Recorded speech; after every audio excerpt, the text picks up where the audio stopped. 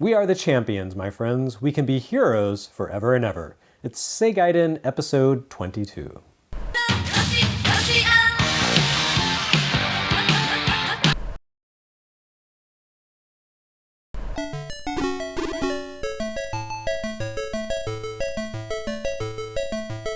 I can't believe I'm saying this, but I think I've got Lode Runner fatigue.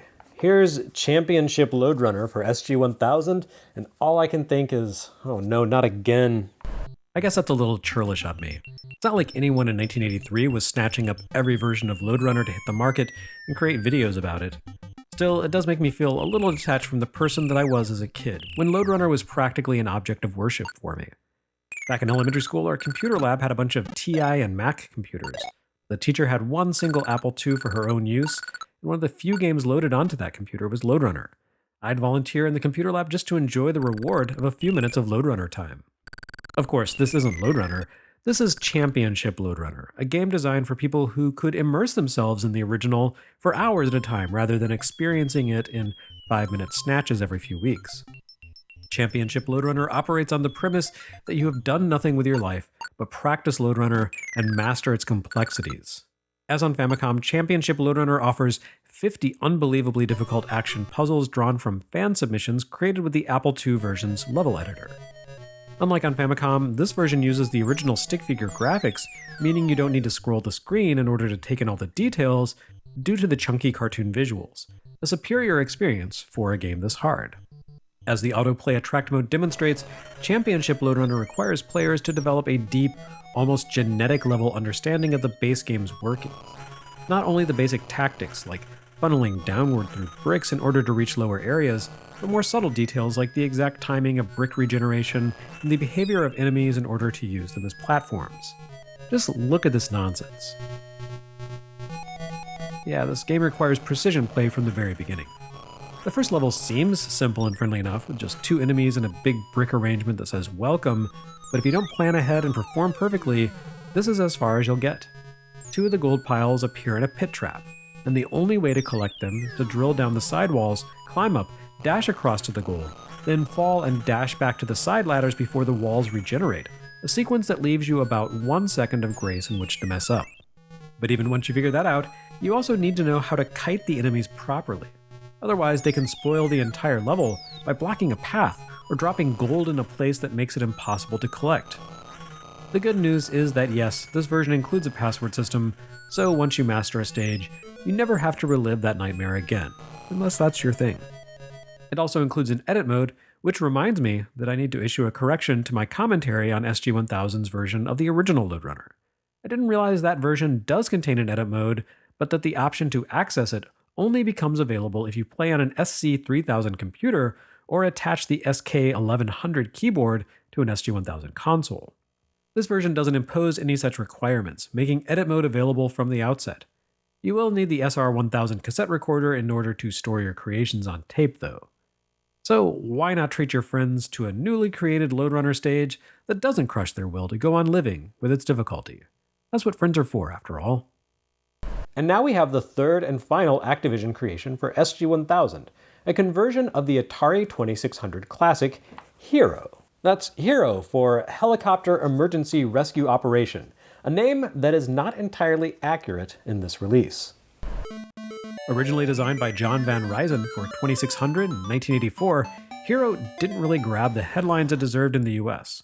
Well, certainly not unloved. The game landed with a smaller audience than some of Activision's earlier works thanks to its late arrival. By 1984, the American console market had more or less imploded, and sales of new 2600 games imploded as well. H.E.R.O did find a more receptive audience in Europe thanks to solid conversions for 8-bit microcomputer platforms like the Commodore 64 and ZX Spectrum. And in Japan, well, this was it.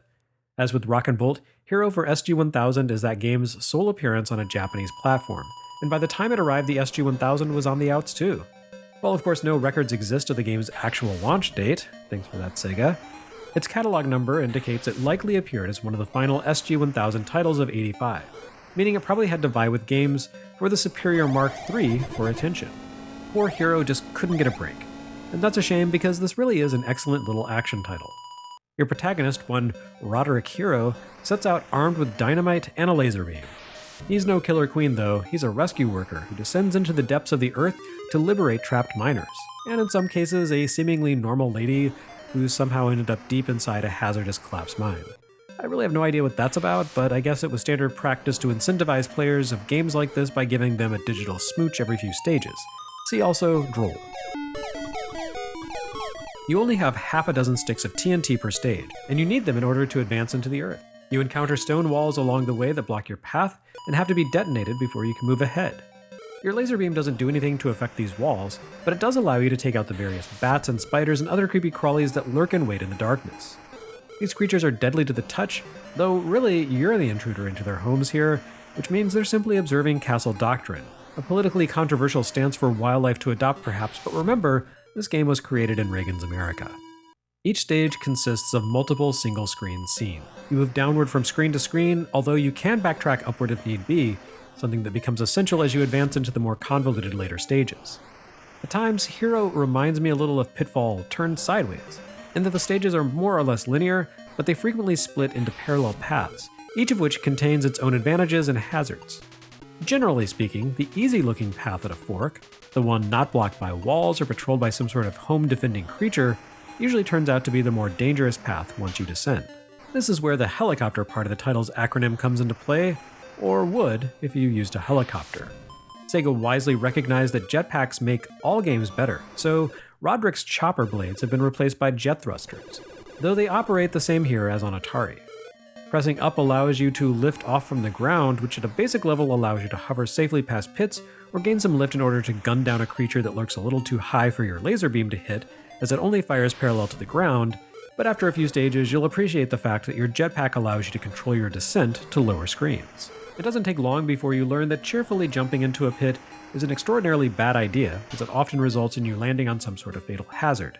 You'll have much better results if you use the jetpack to lightly lower yourself and drift gradually onto the screen below, allowing yourself to take stock of the hazards beneath you and swerve to touch them, or if necessary, rocket back upward to the previous screen and take the alternate branch. Each stage takes only a minute or two to complete. You have a power meter whose steady degeneration serves as a stage timer, but in my experience the action plays out so briskly that even in more advanced levels, you're never really at the risk of running out of time. The more immediate hazards you need to reckon with are things like creatures, superheated lava tubes and barriers, and water. You can also detonate yourself with careless placement of dynamite, an own goal error I can't seem to avoid. Each stage contains a single miner, or minor, to rescue, and once you reach that person, the level immediately comes to an end and you move along to a bigger, more challenging level. Eventually they begin branching left and right as well as vertically, and you have to juggle multiple hazards at a time. You can accidentally knock out lamps placed along the way, plunging the current screen into darkness that's illuminated only by intermittent flashes of light, such as TNT explosions.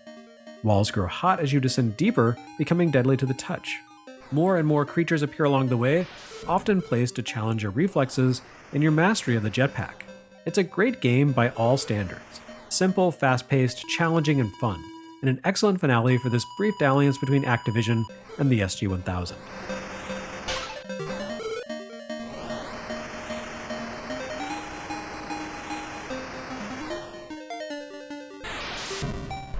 I always appreciate when a game surprises me, at least in a good way. And of everything that I've tackled so far in SG-1000, nothing has surprised me as pleasantly as Champion Ice Hockey. The SG-1000's Champion Sports series has been, shall we say, less than inspiring. Although you can see some good ideas at play in the likes of Champion Tennis and Champion Boxing, none of those have really properly gelled in the form of a game that someone would really want to pick up and play in the year 2021. None of them, that is, except for Champion Ice Hockey.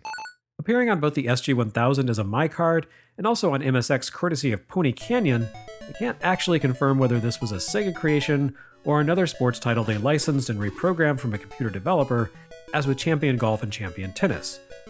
Whatever the case, Champion Ice Hockey rules. It's simplistic, bordering on idiotic, with clumsy controls and weird physics, and somehow this works to its advantage. Champion Ice Hockey takes a lot of things I should hate, a true top-down viewpoint, uncooperative physics, ice hockey, and turns them into sheer chaotic mayhem. It's about as accurate a hockey sim as Nintendo and Pax Softnica's Ice Hockey for NES, which is to say not at all, and it's also about as fun, which is to say plenty. The star of this game is its ridiculous physics system. which treats everything on the ice as if it were made of solid slabs of rubber. Players careen into one another and go bouncing away in opposite directions, skidding exactly where you don't want them to go or becoming hopelessly entangled in the corners behind the goal. Your players, only 3 per side plus a goalie so as not to overwhelm the console's poor little Z80 chip, pick up lots of inertia as they skate around the ice, which makes them impossible to stop on a dime, but also allows them to transfer all that kinetic energy into another player upon contact. On the other hand, the same inertia comes into play when a player loses their momentum, forcing you to work up speed as you try to move into action from a standstill. The puck is even more unruly, shooting wildly away from your players at the slightest tap. When you take a shot and flip the puck toward the goalie reflects it away with the momentum and power of a pong paddle. The entire scene is one of absolute chaos, with 6 skaters moving around only slightly under your control and vying for the puck long enough to reach the opponent's goal. And yet there's nuance to the action as well, with weird elements of subtlety offsetting the general pandemonium. Their players can only face left and right as they skate around the ice, which initially seems to be the result of a memory limitation that prevents the game from storing or displaying vertical or diagonally oriented sprites. And maybe that's the case, but Champion Ice Hockey's designers capitalized on this limitation by giving purpose to the up and down directions on the D-pad. Tapping rather than pressing up or down causes the players in possession to flip the puck to their other hand, allowing you to shift the puck away from a defender's position as you zip past them. And, well, actually that's about all the nuance there is to the game. It's arcade-style hockey with the most rambunctious physics and controls to be found on SG-1000, and it's just about perfect. Yeah, you can improve it a little by taking the game to a more powerful platform, allowing the rink to scroll more smoothly, or giving the graphics more detail and color. That'd be fine. But those are mere aesthetic considerations and wouldn't do anything to change the fundamental action of Champion Ice Hockey, the game in which Sega finally accepted that the limitations of their console made proper sports sims impossible and decided not to even bother. Instead, they leaned into the actual capabilities of the SG-1000 and took advantage of what it could do rather than what they wished it could do. And the result is the very best kind of 8-bit sports game, one that bears only a passing resemblance to the real sport but manages to be hilarious, infuriating fun for 2 people. Recommended.